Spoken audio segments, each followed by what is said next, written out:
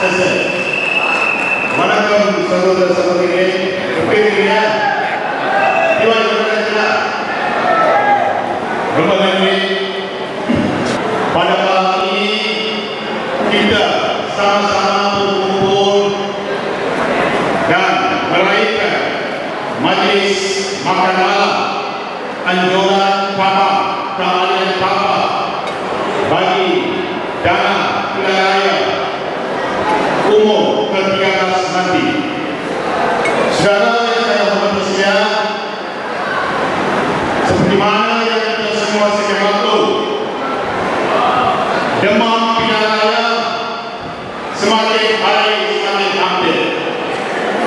Rakyat Malaysia bertanya-tanya, bilakah hari pilihan raya umum ke-13?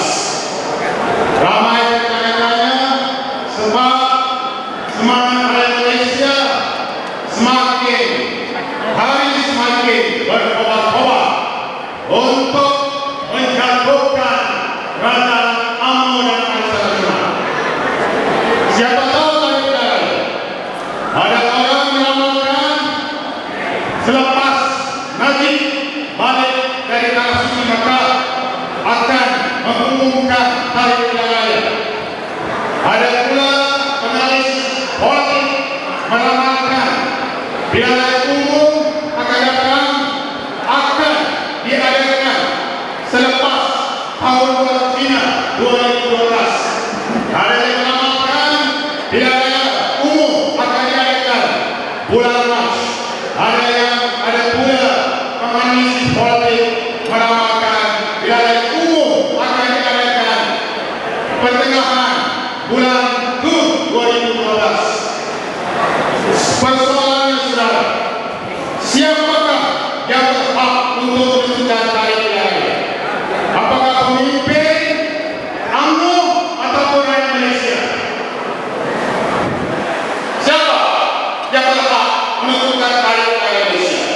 Kalau di negara India, hari pilihan raya umum diumumkan lebih awal, 6 bulan lebih awal kepada rakyat untuk bersedia menghadapi pilihan raya umum. Di Indonesia juga begitu, di Thailand pun begitu. Tapi di Malaysia, hari pilihan raya menjadi teka-teki permainan politik untuk UMNO dan Barisan Nasional. Ramai mengatakan bahawa Najib belum mendapat ilham daripada Osman untuk menentukan hari pilihan raya. Walau apapun saudara, kita partai rakyat Malaysia tidak menanti pengumuman hari pilihan raya umum. Sebaliknya, rakyat Malaysia menanti hari kemudian untuk menamakan riwayat UMNO dan Barisan Nasional selama 54 tahun. Dalam budaya yang kita tahu saudara, ini merupakan pilihan raya yang paling bersejarah, yang paling sengit yang akan dihadapi oleh UMNO dan Barisan Nasional. Mereka merasa cukup bimbang, takut untuk mengadakan pilihan raya dalam masa terdekat. Sebab apa saudara? Sebab mereka bimbang sekiranya mereka kehilangan kuasa, sudah pasti menteri-menteri yang mengumpulkan kekayaan, menteri-menteri yang menggunakan kuasa akan diharapkan ke mahkamah untuk memastikan harta yang mereka kumpul secara haram akan dipulangkan kepada rakyat Malaysia. Sebab itu, pemimpin-pemimpin UMNO, NIC, NCA maupun gerakan cukup takut menghadapi pilihan raya umum dalam masa terdekat ini. Ramai mengatakan bahawa hari ini kita pasti akan dapat berjaya.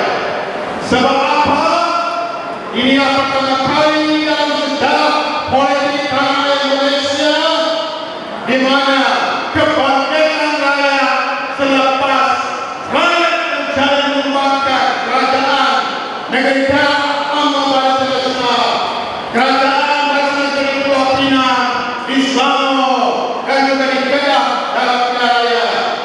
2008 yang lalu. Sebab itu saudara, kita rakyat Malaysia kali ini bersama-sama memuafakat keadilan yang dipimpin oleh Ketua Umum Datuk Seri Muhammad PAS yang dipimpin oleh Datuk Seri Tuan Guru Haji Awang dan DAP yang dipimpin oleh Yang Berhormat Saudara Lim Siap sudah bersepakat untuk membuatkan Pakatan Barisan Nasional. Sebab apa kita perlu berani untuk membuat landscape politik Malaysia? Sebab apa? Sebab saudara sudah 54 tahun UMNO berkuasa. Kalau kita mengkira kekayaan negara pada masa kini ini 20% golongan maha kayawan menguasai 50% ekonomi Malaysia, saudara. 20% pemerintah anggota Barisan Nasional golongan maha kaya menguasai 50% ekonomi Malaysia. Padahal 40% rakyat Malaysia golongan bawahan cuma menikmati 15% kekayaan ekonomi Malaysia, saudara. Apakah ini keadilan, saudara? Tidak. Sebab apa? Mereka sudah lama berkuasa, maka mereka memiliki harta yang banyak, saudara. Sebab itu, saudara, kita perlu ubah ini kerajaan supaya kekayaan ekonomi negara dialihkan secara adil kepada seluruh rakyat Malaysia. Bukan seperti bawah pemerintahan UMNO dan Barisan Nasional di mana kaya menjadi kaya, miskin menjadi semakin miskin dan papa negara, saudara. Kalau kita lihat senarai golongan kaya di Malaysia, siapa mereka? Alex Najib Tun Razak yang merupakan pemegang saham terbesar CIMB, merupakan antara orang yang terkaya di Malaysia. Mantan Perdana Menteri, mantan Perdana Menteri cukup kaya. Anak Tun Abdullah Badawi cukup kaya. Mereka inilah yang mewarisi 20% golongan, menguasai 50% kekayaan ekonomi negara Malaysia, saudara. Saudara yang saya hormati sekalian, baru-baru ini dalam perbahasan Parlimen Malaysia yang sedang berlangsung ini, beberapa pendedahan tentang kebebasan, tentang penyelidikan oleh menteri-menteri UMNO dan Barisan Nasional telah didedahkan oleh Ketua Audit Negara melalui laporan Ketua Audit Negara kepada Parlimen baru-baru ini. Kita dikeluarkan apabila laporan Ketua Audit menyebut bahawa wang PWSP sebanyak 55 bilion telah dipinjamkan kepada syarikat dan juga proyek kepentingan UMNO dan Barisan Nasional tanpa jaminan kerajaan, saudara. Kumpulan wang simpanan pekerja yang diwujudkan adalah semata-mata untuk membantu golongan yang berpendapatan rendah, golongan estate dan juga pekerja swasta supaya membuat tabungan dan mendapat faedah di hari tua nanti.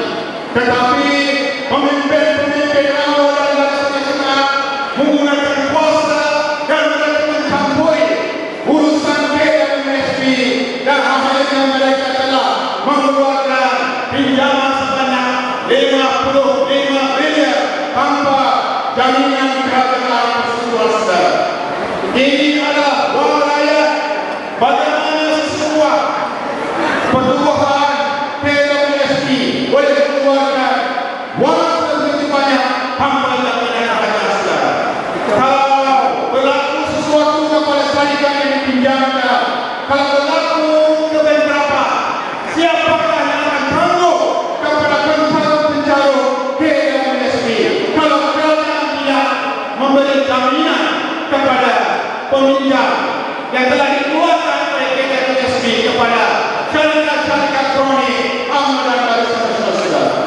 Ini cukup membahayakan kepada sebuah negara, saudara. Sebab itu, saudara, kita mesti jatuhkan pemimpin-pemimpin UMNO dan bangsa nasional dalam pilihan umum akan datang, saudara.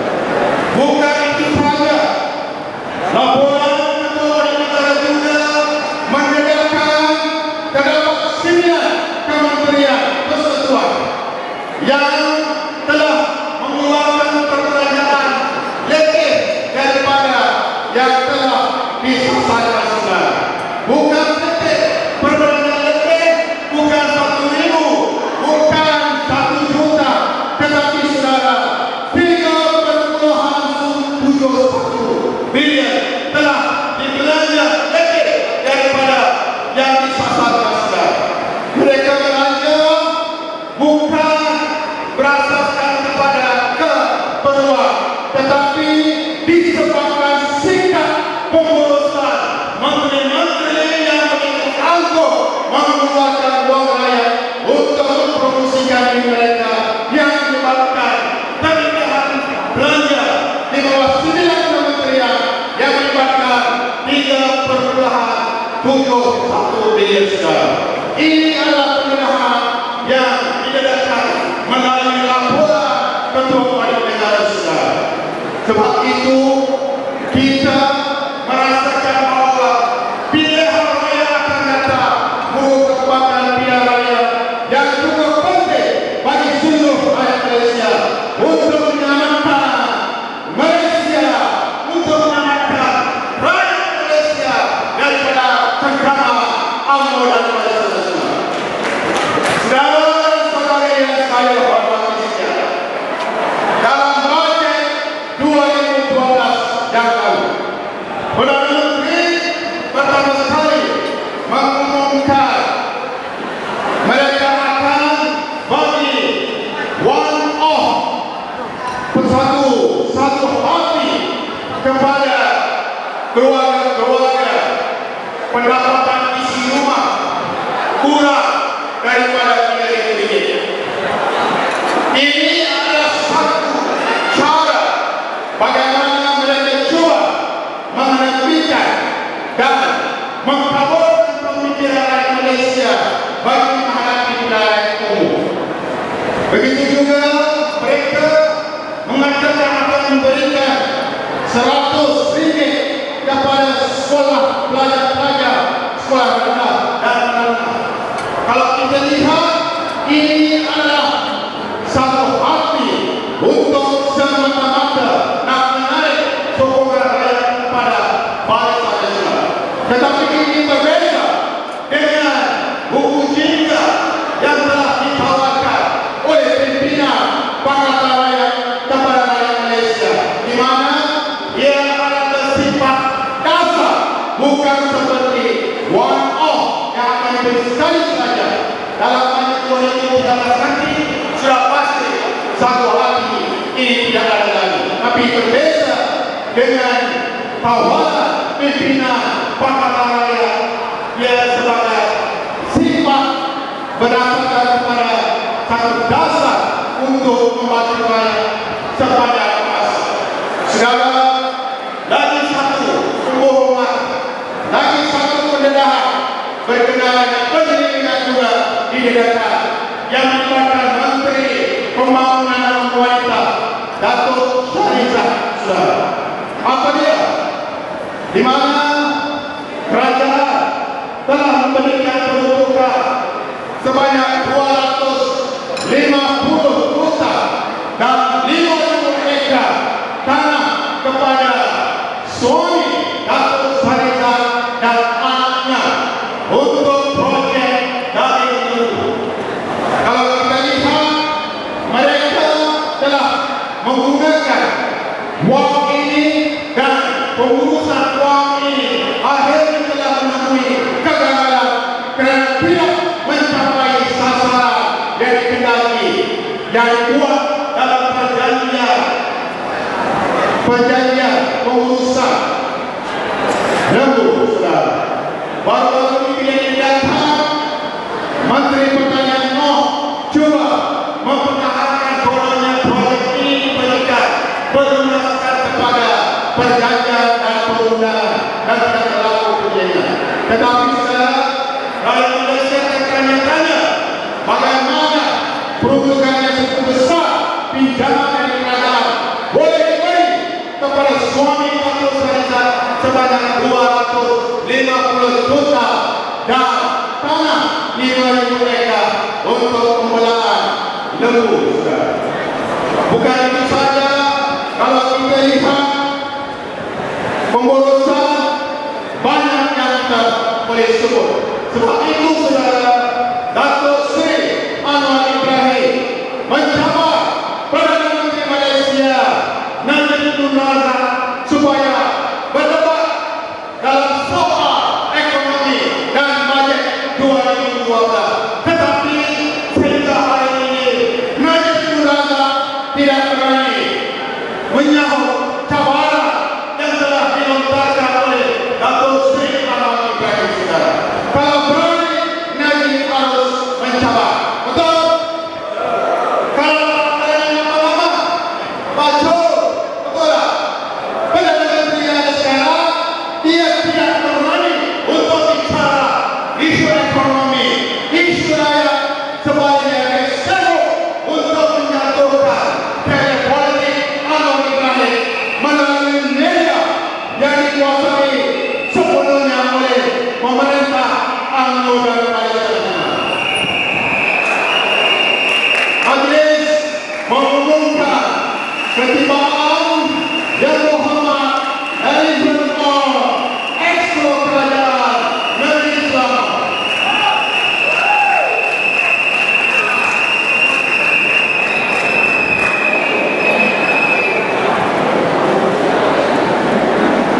Saudara sekalian,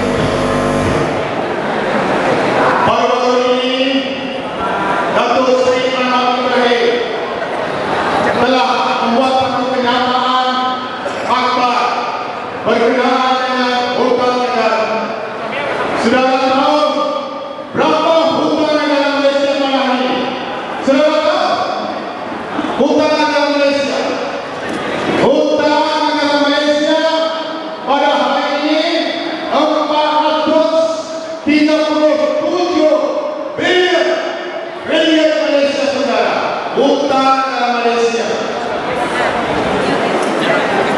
Mengikut penganalisis keuangan, di mana hutang negara 430 bilion kalau dibahagikan kepada seluruh rakyat Malaysia, seorang rakyat Malaysia menanggung 16.000 ringgit per bulan.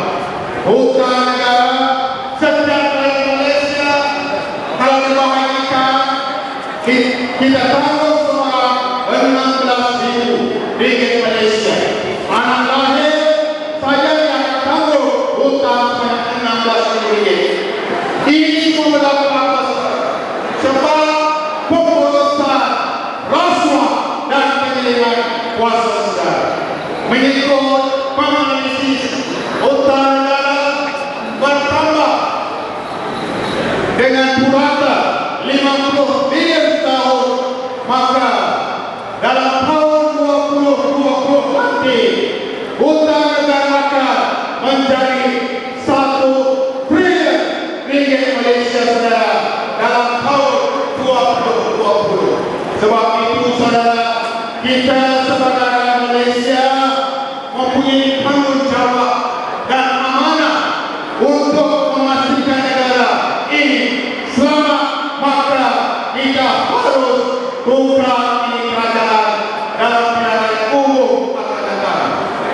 Saudara yang saya hormati sekalian, sudah 54 tahun UMNO dan Barisan Nasional menganggap bahawa rakyat Malaysia ini hidup selesa, hidup aman dan aman.